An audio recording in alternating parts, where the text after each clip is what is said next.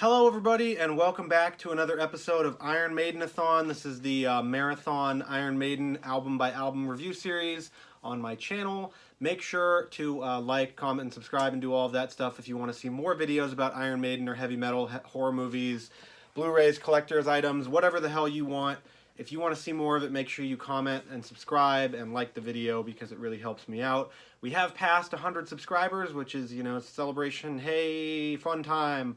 So I'll probably do like a giveaway or something like that, I don't know, to celebrate the people that enjoy watching my content. But today, we're going to be talking about the 2003 Iron Maiden album, Dance of Death, with one of the worst album covers of all time. And you can see it on my shirt here too. But we'll get to that, and we'll get to the track-by-track analysis, all the background, the conclusion, and all that good stuff right after the intro.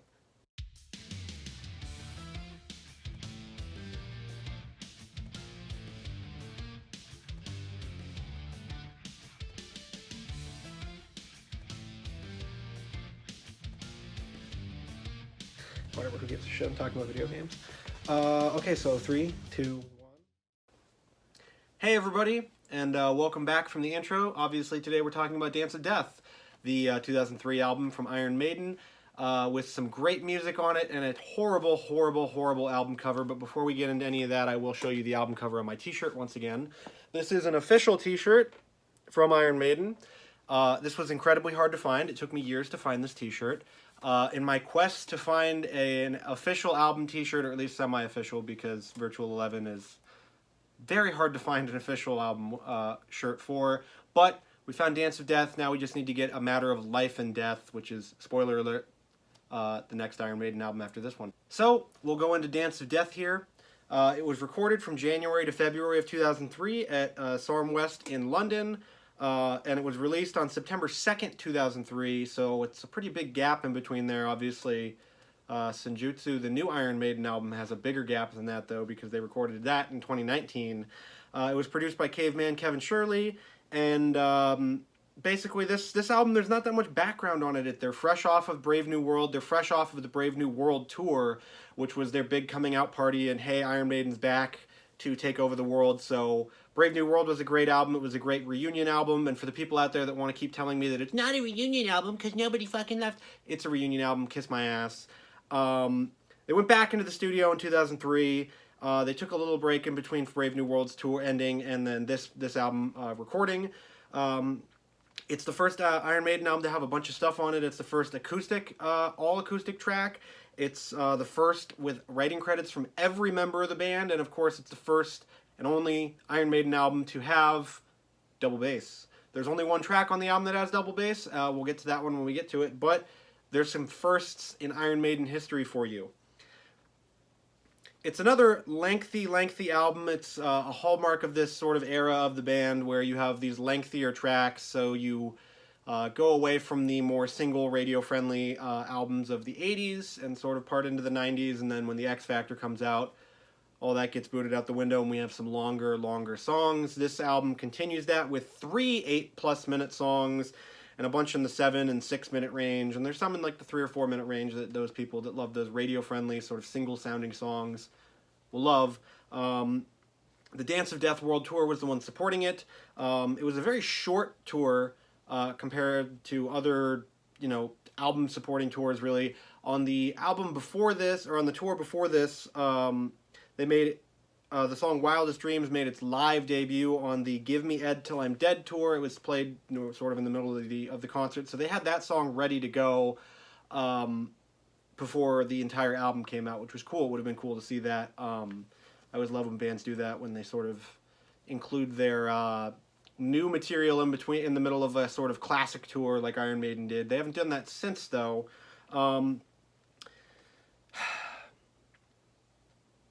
Before we get to the actual track-by-track album, I'm just going to put a nice high-res scan of the album art right here because it's terrible.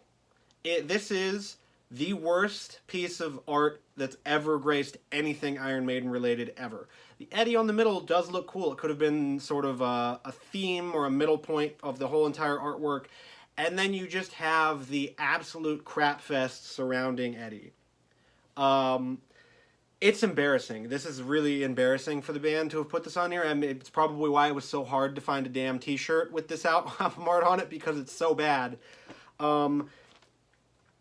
David Patchett did the CG art, but the band used an unfinished version of it instead.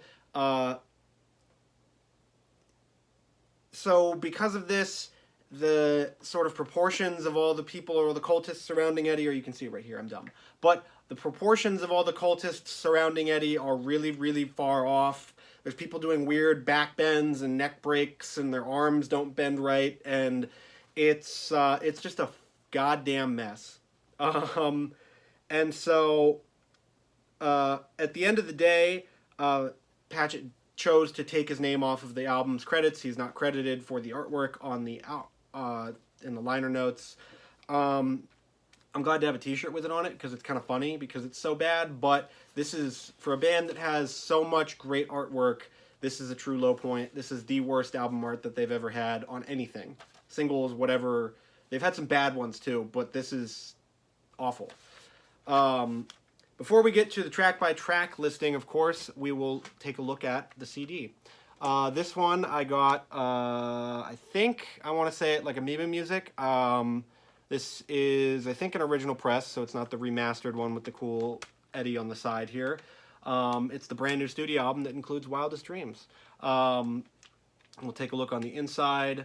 You've got the nice sort of pattern there on the CD, and then you've got the band looking up at you with that same pattern. We'll take a look at the little booklet here. It comes with it. I forgot to show you the back. Here's the back art. Another nice picture of the band looking cool, as always. Here's our nice cultist, and then here's a close-up of the god-awful artwork. Some more cool pictures of the band, at least. There's Bruce and his nice leather everything. There's Steve with some ghosts in the background. Very, very nice photography here for the band. There is Dave Murray.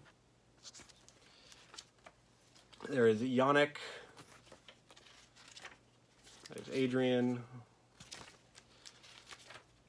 There's Nico. There's a nice cultist and a mask. And then we've got one more with link to ironmaiden.com. And that'll do it for the look at the book. Now we'll get to the track-by-track listing. We'll start off with track 1, the lead single for the album. This is Wildest Dreams. It's by Adrian Smith and Steve Harris. It comes in at 3 minutes and 49 seconds long. It is the lead single from the album. This was the first song, like I said, played before the album even came out on the tour previous. It is a classic in the style of The Wicker Man, Flight of Icarus, any of those tracks that open albums that are just, you know, punchy and really get you going. Wildest Dreams does that. It is all about going off on your own and doing your own thing in life, and you don't need anyone to tell you what to do. It's your life. You gotta live it your way. This is what Wildest Dreams is all about. This was the first song that I played when I got my license when I was not 16, but 17, 18. I waited a little bit here in the U.S., but this was the first song I played when I could drive alone by myself. I cranked it.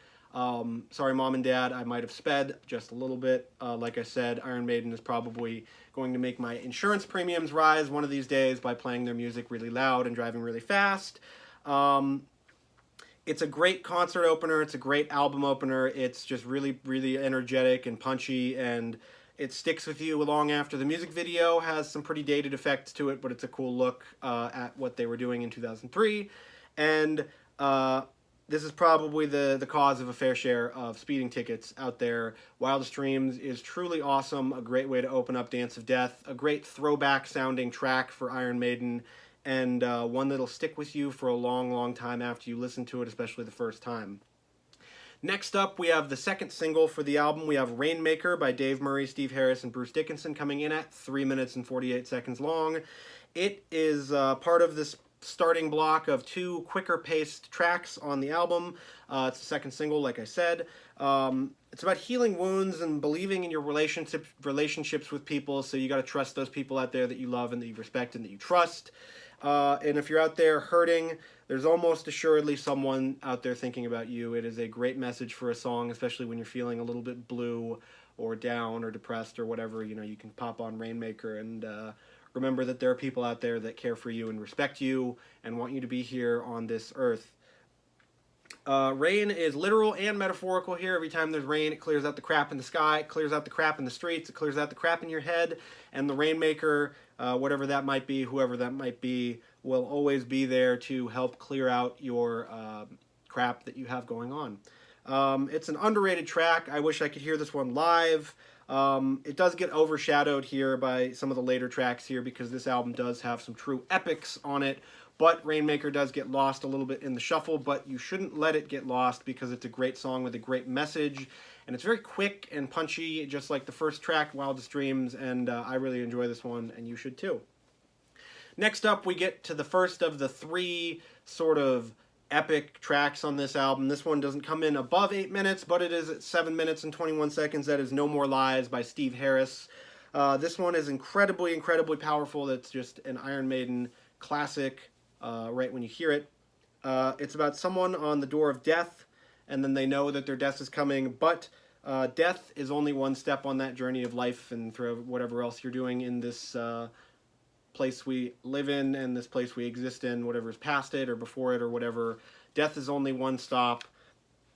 It is the unofficial third single for the album. They made a special collector's sort of single with this track and some other goodies on it. It has an unofficial track with Nico singing a song on it, which is pretty interesting if you want to go check that out on YouTube. But at the end of the day with the track, you got to accept your fate and learn from your mistakes because that's really all you can do. You can't dwell on things in the past. And that's all what No More Lies is all about. It's about not lying to yourself anymore, not lying to the people you love, and just accepting you for who you are and accepting mistakes in life and how certain things happen, and you just got to deal with it. No More Lies, one of my favorite tracks on the album. It's a great start here for these first three. A true Iron Maiden classic. Up at number 4, we have Montségur with Yannick Gers, Steve Harris, Bruce Dickinson, 5 minutes and 50 seconds long. It is based on the fall of the Cathar stronghold of the same name in 1244. The Catholic Church laid siege to an offshoot sect of Catholicism, and they attacked the castle and killed all 250 men, women, and children that were living inside. And then they burned their bodies in a giant pyre because the Catholic Church is great like that. Only Iron Maiden could write and produce and make a song like this sound as badass as it does, because this is a history lesson. You're listening to a history textbook basically here with Montségur. And it's a real throwback track. This could have fit on Power Slave, on Peace of Mind, wherever. It's a shame that they've never played this one live. However, this would be truly awesome to hear. Maybe if Iron Maiden ever does a sort of Judas Priest Firepower Third Leg type of tour with some deep cuts, some deep cuts thrown in there. But this is a great one that really is one of my favorite tracks of the new sort of, I'm going to call it the reunion era. Don't get mad. The reunion era of Iron Maiden out there. This is one of my favorites. This could have been a single. It should have been a single. If not for Wildest Dreams and Rainmaker being really strong tracks, this could have been another one. Next up, we have the main event. What you're here for. You have Dance of Death by Yannick Gers and Steve Harris at 8 minutes and 36 seconds. I first heard this song on a top 10 list on YouTube that somebody made in about, 2009, of the top 10 Iron Maiden guitar solos, and I heard the guitar solo and I went, whoa, I need to hear the rest of the song because that solo is fantastic. I questioned my own musical tastes after listening to this song. It was that good. It was something that really deepened my love of Iron Maiden. This song takes heavy metal and storytelling, two of my favorite things, and shoves them together into one package. You get an entire story with this one that is very reminiscent of Number of the Beast, actually, the story that song tells. Someone who gets caught in the forest, and then they walk through and they see a cult frolicking through the forest, and then they get swept up in this whole cultish plot, basically making people into zombies. It's one of the best examples of storytelling in music. It tells a whole story. You could make a movie about Dance of Death, this song, if you really wanted to. It is a true masterpiece of the band. This is one of their best 10, 15 tracks. If Iron Maiden's really hard, but this is one of their best tracks that they've ever written, that they've ever recorded, that they've ever performed live. This is a great one to hear live. When they did, I don't even remember what the tour was called, but they did a tour in about 2010, right before Final Frontier came out, where they basically only played stuff from the reunion era up, and then they played like Number of the Beast, Iron Maiden, Fear the Dark, stuff like that. The Trooper. They might not have actually played The Trooper on that tour. I'd have to remember the track list exactly, or set list, pardon me. But they played this song. It was epic. It was awesome to hear live. This is one of my favorites. It's a true masterpiece, like I said before. If you haven't listened to this one, or if you haven't listened to it in a while, go give it another shot. Next up, to break up another 8-minute track, we have number 6 with Gates of Tomorrow, and this is by Yannick Hurst, Steve Harris, and Bruce Dickinson. It comes in at 5 minutes and 12 seconds long, and it has a little bit of that Lord of the Flies vibe with that riff at the beginning, with starting with that very weird sort of plucky open riff, and then you go into a very pardon me. It's a very standard-sounding Iron Maiden track. Now, that doesn't mean that it's bad, and it doesn't mean that it's boring, but it's very standard, but it's a well-performed rocker that you sort of breaks up that 8-minute block of time that you give to Dance of Death, and it's about taking responsibility for your life and your actions. You know, no one's going to live your life for you. It's up to you to live it, and more people need to take responsibility for their actions out in the world there. There's a lot of people out there that do some selfish things in life. There's a lot of selfish people in the news, especially right now, and you got to take responsibility for your own actions sometimes. And this song is all about doing that. The song is all about that, and it's probably the weakest track on a very impressive and fantastic album, but somebody's got to be the weakest one. This is probably it. Next up at number 7, we have New Frontier with a great chorus from Nico McBrain, Adrian Smith, and Bruce Dickinson, coming in at 5 minutes and 4 seconds long. New Frontier being the only track that Nico McBrain has a writing credit on.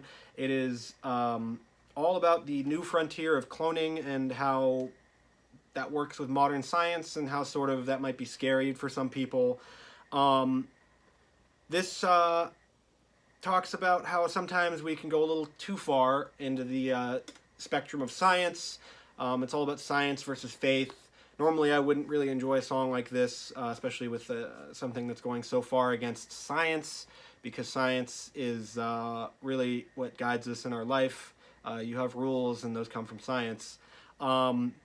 But this song does a good job of sort of tempering down that sort of faith viewpoint in it. If you have a faith out there, I have no problem with that, but you gotta believe in science.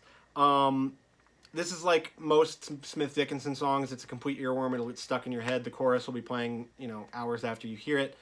And it's really underrated. I like this track. It's a great one for Nico to have his one and only songwriting credit on. And it's a great one out there for a nice debate that you might be able to have between faith and science.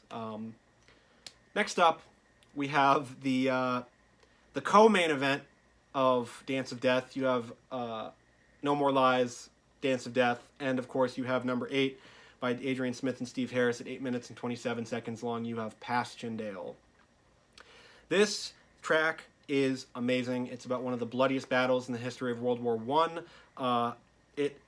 You hear this song, and I've played this song for people that aren't normal Iron Maiden fans out there, and they go, is this an orchestra playing this? Like, have they played this with an orchestra? That would be awesome if they did, like Metallica did with the S&M and then the ones after that. But this track would be great to be played with an orchestra in the background. It does have that orchestral quality. It has that epic quality, that feel to it. You can really feel the weight of this track. It dives deep into the atrocities and the horrific sort of feeling of that battle. in World War I, in the trenches, in the mud, in the blood, in the death, in no man's land. It's a virtuoso performance from Hers, Murray, and Smith here. Everybody's on top of their game, especially in this track. This is another one that is amazing to hear live. It is a truly epic track. Paschendale, I think it's my favorite track on the album. It's really that good. It's one you can listen to over and over again, and you learn something a little bit new every time, whether it's about the music or the lyrics or whatever else. It's another history textbook in an Iron Maiden song, and you can't go wrong with those ones. Number 9, we have Face in the Sand by Adrian Smith, Steve Harris, and Bruce Dickinson, coming in at 6 minutes and 31 seconds long. The opening of this track sounds very similar to Blood Brothers. It's another track that evokes sort of that feeling, that sound. Blood Brothers being a great track. If you missed out on my Brave New World album review, you can check it out up here. But it has quickly turns into a heavy song that with a lot of reverb and bass from Steve Harris. You can really feel the bass playing here, you know, the magic fingers of Steve Harris, or at least the magic first 2 fingers of Steve Harris, as Bruce Dickinson would put it whenever he introduces him. It's the first and only use of double bass by Nico McBrain. Has never used it before, has never used it since. Not a very big proponent of the double bass pedal because his foot is magical and he can make wonderful noises with his drum kit without a second bass pedal. It's all about people waiting for things to happen in the world, but then not really them not happening. You know, you see stuff out there in the news, it's very scary, and you're waiting for the apocalypse to come, and it never does. So like an ostrich, you shove your face in the sand and hope it all goes away. It was also about the coverage of the Iraq War between the different major news outlets and stuff like that. At the end of the day, the best you can do is leave an imprint in the sand. You know, civilizations rise and fall, and at the end, everything goes to the sand, especially out, you know, in the desert. It's one of my favorite tracks from this record. It's a very underrated one. I really like this one. I really like going back to listen to this one. A fantastic track by the band. We've got our last 2 tracks here. We've got number 10 with Age of Innocence by Dave Murray and Steve Harris, coming in at 6 minutes and 10 seconds long. And it's all about how people can't trust each other these days. And this really, well, this came out in 2003 and people couldn't trust each other. Jesus Christ, today, you really can't trust people, or you feel like you can't trust people. That's something that I would like to change. I would like to see change, is that people could trust each other just a little bit more. People in need don't get the help that they want because people are selfish and they don't care about one another. They don't care about their fellow man anymore. The beginning of this one sounds like it could fit on Fear of the Dark. It sounds like the beginning of Childhood's End. That's just a little remark there. Obviously, it wouldn't go on Fear of the Dark, but it feels like it could fit in on that album. This album has a very... there's a couple tracks on here that evoke previous sounds of Iron Maiden, and I really like that. It's really cool that they did that. I don't know if it was intentional or not, but it does sound that way. And through it all, we've lost our innocence as a whole, as a society. We've lost our innocence and our ability to care for one another, and we really need to bring that back. Because as soon as you start caring about your fellow man, you'll care about yourself. It's a pretty good, straightforward song, good chorus. It'll get stuck in your head. Other than that, nothing groundbreaking, at least for Iron Maiden here, with Age of Innocence. And finally, we've got track 11, Journeyman by Steve Harris, Adrian Smith, Bruce Dickinson, coming in at 7 minutes and 6 seconds long. It is the first acoustic song, only acoustic song by Iron Maiden, and after an hour plus of hard riffs, barraging the audience with guitar solos and blistering guitar play, you get the only acoustic song in their catalog with Journeyman. It is the musician's ballad. It's all about being a musician, being on the road, going out on stage, seeing everything, seeing the sights, getting on the bus, sleeping on the bus, getting on the plane, whatever you need to do, and going out and performing in front of people. And you really have to face your future with courage and live each day like there's no tomorrow, because that's how you get the best things out of life. You take what you want, and you live, love, and do whatever you need to do. You're the guide to your own destiny here in life, in this planet, in this timeline, or whatever you want to say. it closes out the album in a very poignant and touching way that doesn't preach at you. Journeyman is a great song. They played it live on the Dance of Death World Tour and on the Death on the Road album, so you can hear a live version of that with acoustic guitars and everything. That's a great rendition of it. So that's it for the track-by-track analysis. Let's get to the conclusion. Dance of Death proves that the band was not just here for a quick cash grab and to make Brave New World. They showed up again and made one of their best albums, probably the best album at this point that they've made since Seventh Son of a Seventh Son. It has everything you want out of a Maiden album. It has great guitar riffs, great vocals, great drums, great bass, historical references, literary references, topical references, political references. It has everything you could want. It just sucks that the album art is awful and horrible and irredeemable, but it's the best album since Seventh Son. I would give it like a 9.5, 9.75 out of 10. When I did the written reviews for Iron Maiden-A-Thon, that's what I gave it, and I would hold that score up. And after this album, the band would go back on tour for another sort of classic album tour where they only played for the Eddie Tears Up the World tour. And so they only played tracks from Iron Maiden, Killers, Number of the Beast, and Peace of Mind on that tour. And then they went back to the studio for their follow-up in A Matter of Life and Death, which we'll get to next time on Iron Maiden-A-Thon, so you'll have to wait a little bit to get that one. But that'll do it for Dance of Death from Eddie and I to you. Make sure you like, comment, and subscribe if you've lasted this long. And we'll get you more Iron Maiden, heavy metal, horror movie, video game content when you come back. So I will see you again real soon, and thanks for watching from Eddie and I.